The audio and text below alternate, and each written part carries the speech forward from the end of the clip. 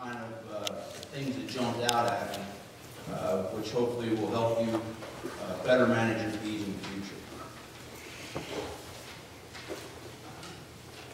Oh, the first thing I want to say is Janet, of course, has helped with this winter death loss survey every year that we've been doing it. And a new person, Rachel, Avina Cole, she's a Northeast Jersey beekeeper who set us up this year on Survey Monkey. And I just want to thank both of them, plus you guys, the New Jersey Beekeepers, for participating. What did we do? We set up this survey using the Survey Monkey tool. The questions were very similar to last year's questions. We did modify one and gave the beekeepers a pick list to choose from as to what month did they start. Did you start actually doing something to control varroa mites? And last year the data showed us that September was really too late. So this year what I'm going to do is break September in half. That's why if you took the survey, you'll know that did you start your treatment was one of the questions, September 1 to September 15 or September 15 to September 30. All right, so that was one of the changes. We opened it on March 31st. We closed on April 30th. That was the time that you could actually do the survey. And what we want to know is how many colonies were alive about Thanksgiving and how many of your colonies were alive March 31st. To get a handle on winter death loss and then some management questions as to what you did so that we can maybe understand what things work in New Jersey, okay? We sent out a few reminders, and this year we developed a paper survey for those without the computer. That was near the end of the survey time, so you may not have gotten a chance to fill that out.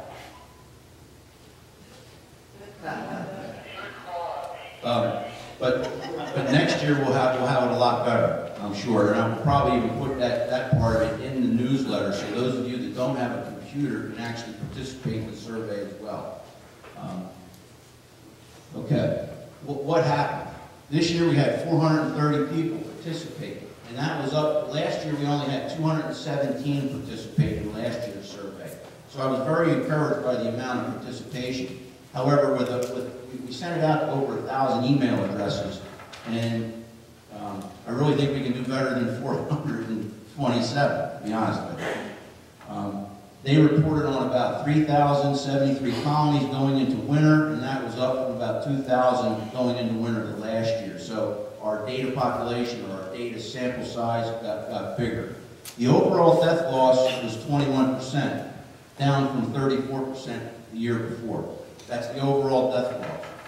And one of the things that those of you that have been in this game long know that since 2006, people have been reporting nationally this great number of overwinter death loss. One of the things that I'm interested in knowing is, you know, if you get people that mismanage their bees or don't do certain things, that can greatly increase the overall death loss. That doesn't necessarily mean that good beekeepers that are paying attention to what's going on are losing that many colonies, okay? So part of this is to try to dissect and find out what things work in New Jersey that will help you have greater success with wintering your bees.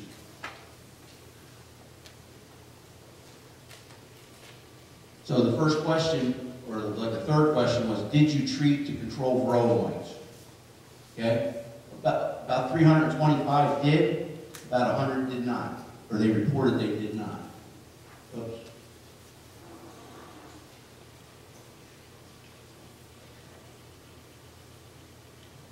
All right.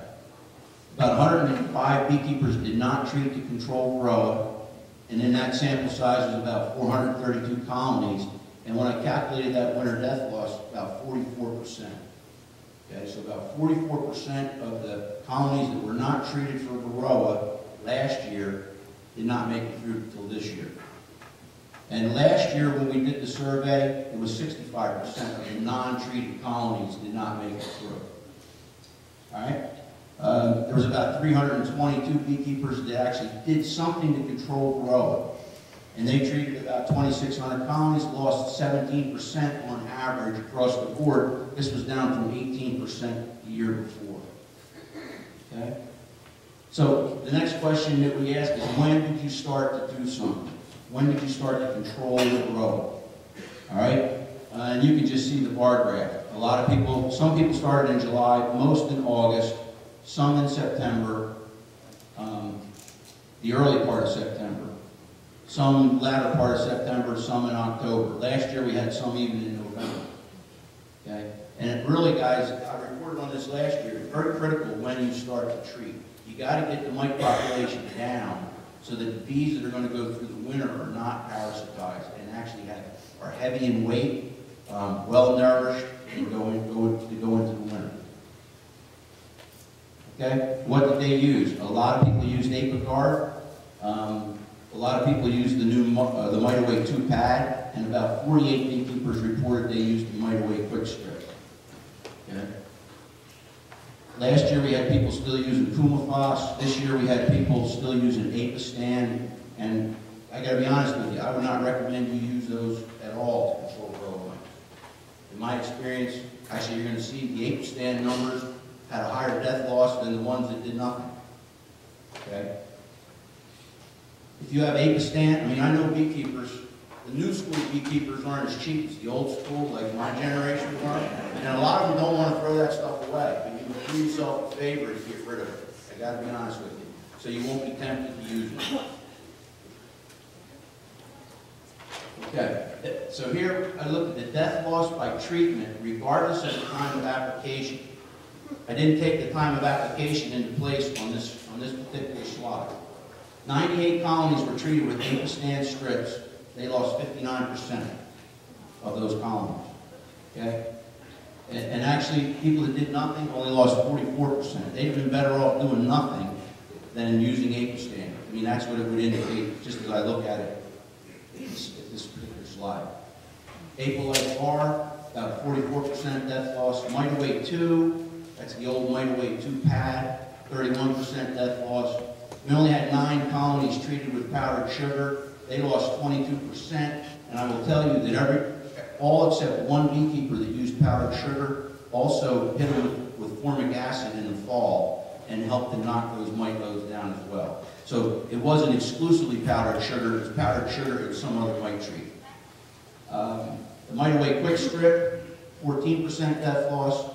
We had 1,578 colonies treated with Apogard, and they lost only 10%.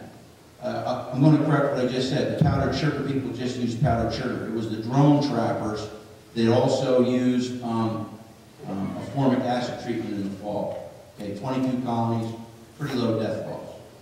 Okay, what month did they start to treat? That was my next question. I already showed you that slide. But look at this data. Here are the different, and I'm not good at making slides, I gotta be honest with you. Those other ones I stole from Survey Monkey. This one, I don't know how to make a bar graph in an hour. And let me tell you, at 1 o'clock in the morning, it was really driving me crazy, so I went to bed. And believe me, at 5 o'clock in the morning, I still couldn't do it. But here's the months when the beekeepers started to control these parasites. And here are the different treatments, okay? And I just want you to see that people that started with Apogard in July lost 8%, August 8.5%, the beginning of September 21%, the end of September 21%, and then it did peter off in October. I'm not really sure why. Okay, but I think the take home is the earlier you get your treatment going with Apogard, the better. Look at the Mite Away Quick Strip. 7% for those that did it in July, 10% for those that did it in August. When you wait until the fall, that number keeps creeping up. Okay? Apistan, most of the people treated in September, 60% death loss. Look at the Mite Away 2, 37% in July, 20 in August, 22 in September. So I just want you to understand, and this kind of bears out with what we saw last year. If you treat earlier, you're going to have a better chance of getting a large population of young, non-parasitized bees going into winter. So you want to keep that in mind. But I'm telling you, it's not black and white, because most of these treatments are temperature dependent. And the temperature can be too hot in certain instances in New Jersey during those time periods. So you really got to watch your weather report to know when to treat. All right? That's all the stuff I really had a chance to look at with regarding this winter death loss survey. I think this past winter, we had more bees make it through the winter than the year before, probably because of the mild winter. But you know what? That goes against everything I've learned in the last 25 years of keeping my own bees, because my lowest winter death loss is the year when we have a lot of snow generally. Okay? This year we had no snow, and we had very mild winter, but a lot of people got their bees through the winter. So I don't know. Rod? Yeah, just a quick question. You said that watching the temperature when you treat, that's something I've not heard before. Yeah, well, if you put Mite Away quick strips on, Mite Away or the formic acid strip, you have to be below like 80 degrees. Otherwise, it vaporizes too quick. If you put Apogard on it, the label says you're supposed to be below 105 degrees. And I would probably myself keep that down around 90 degrees if it was me. Okay? Because you don't want it to vaporize too fast. It can be harmful to the bees. So you're going to look for a window in the extended forecast when the temperature is pretty decent to put it on. Okay? Charlie? Thank you, Tim. I'd like you to comment on, in fact, what you said about the mild winter and the great luxurious spring blossom that we get, and then the appearance of an early rural season.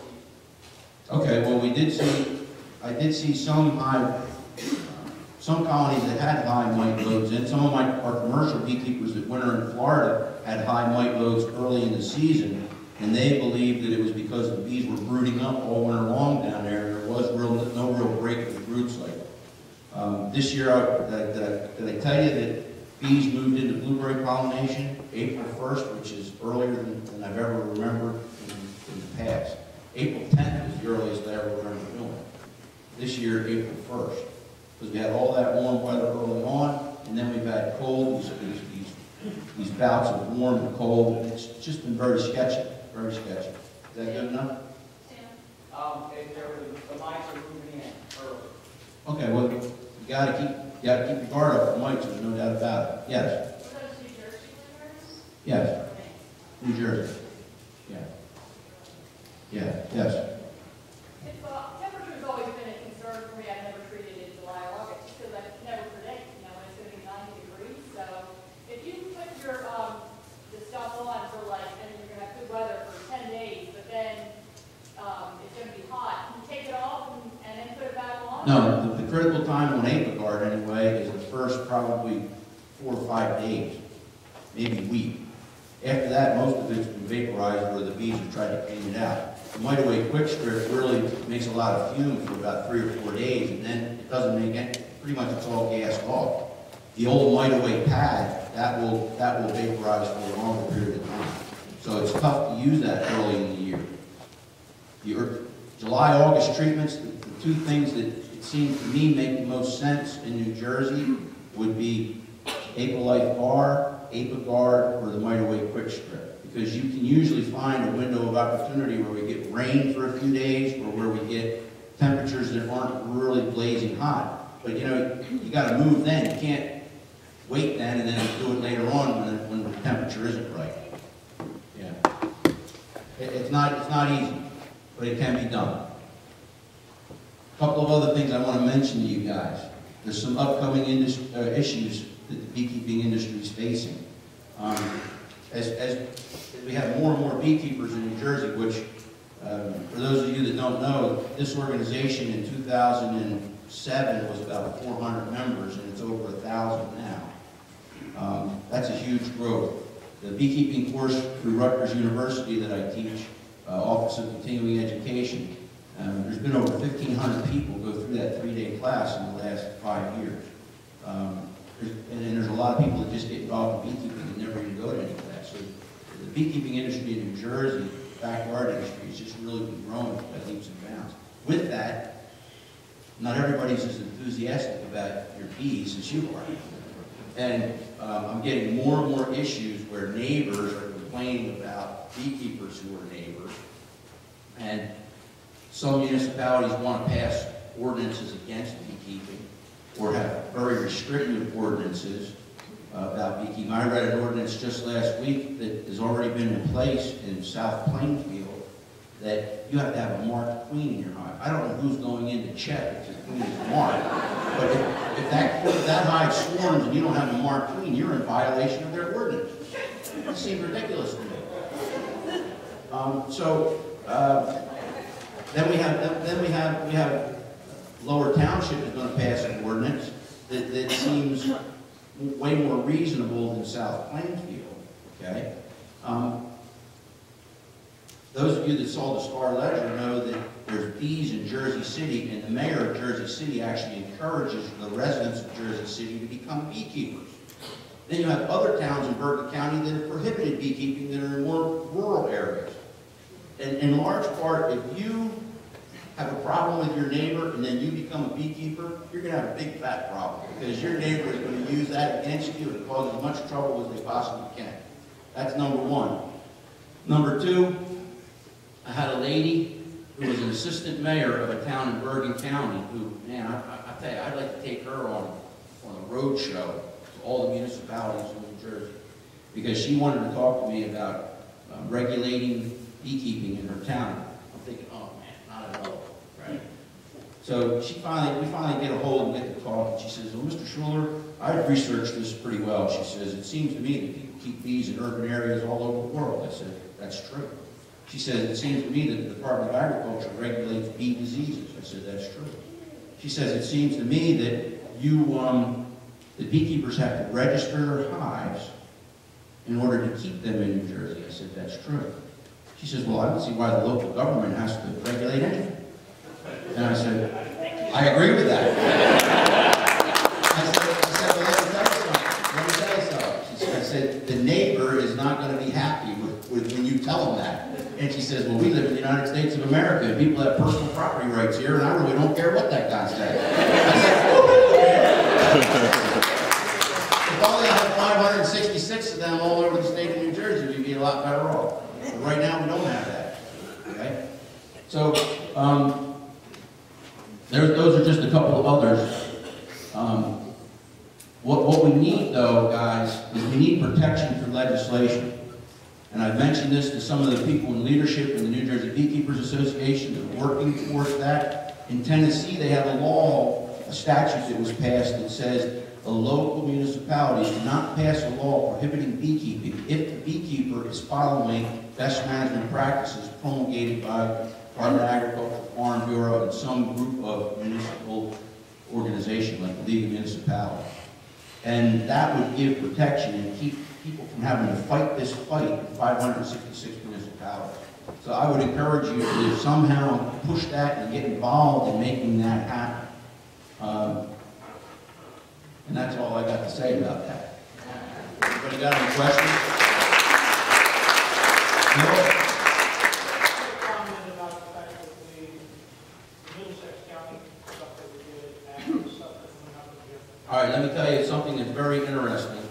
Last year we had a beekeeper told by a health officer he could not keep bees in his neighborhood. 2 hives in his fenced-in backyard. And wrote him a ticket, told him to cease and desist, get him the heck out of there. Well, we got involved, the association got involved in it, and he got a lawyer. The lawyer, who was also a beekeeper, put a kibosh to it. And then we talked, we sat down with the health department and hashed this out and said, look, we would love to train your health officers on what is normal backyard beekeeping practice.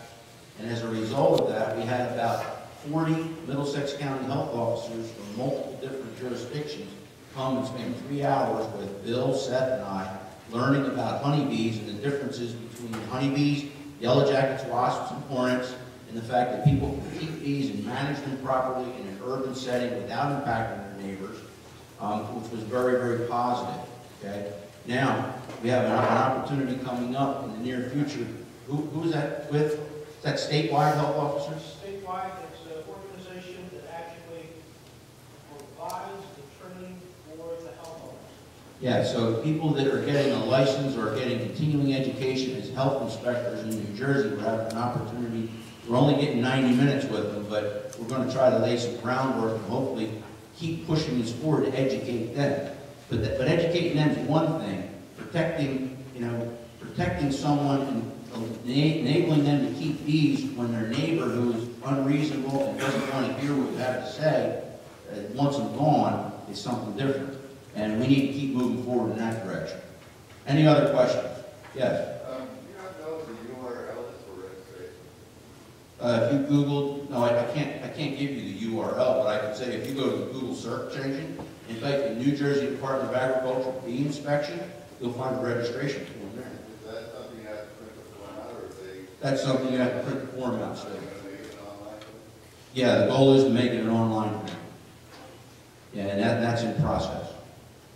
Yes, I'm wondering if on the survey, you can go back to the survey.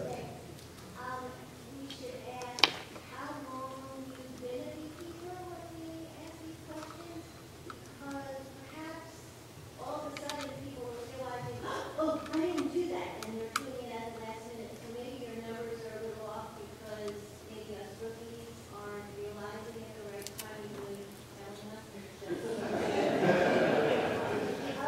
That's a great question, but would you email it to me? Okay. Email me that suggestion so I can throw it in that folder when we get ready to do it next year. Yeah. Okay, the other thing is, you did tell me to take my losses in the fall.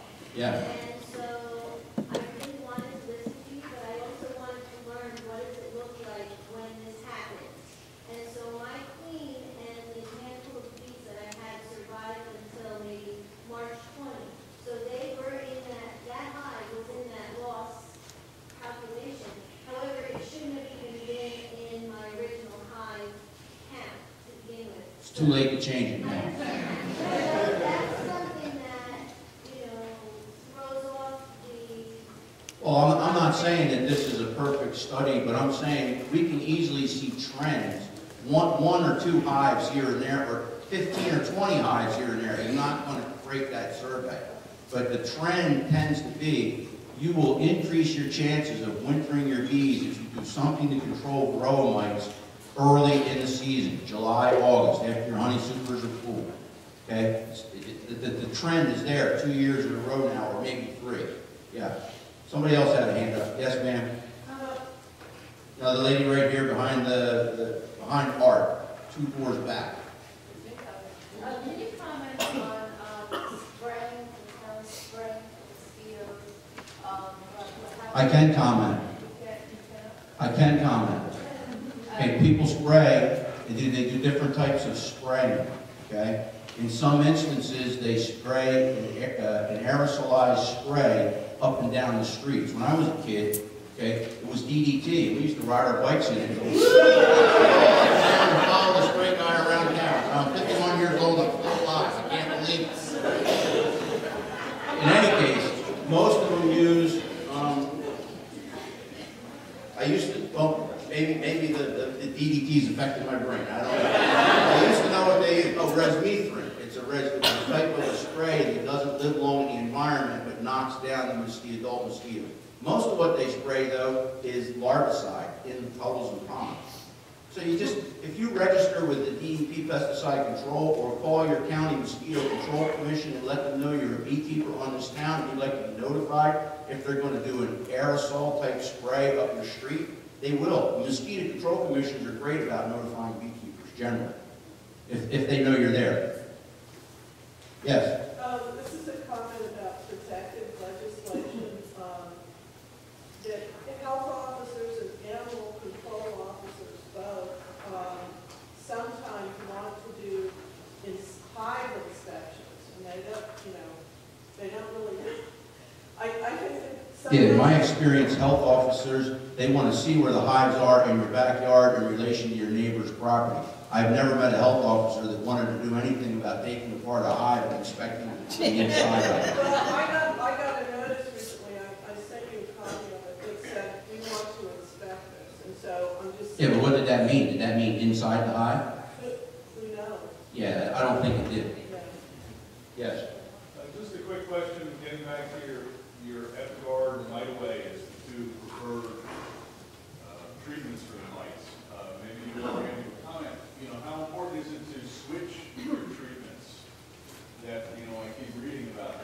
That I don't know, but maybe that's a question that would be better directed towards Randy when he comes up. Because I do get that question, and it's something that if you can answer that when you're up there, I appreciate it. It makes sense to me. Anything else? And then I'm going to introduce our next. Can I introduce him? Or you? Oh. Thank you.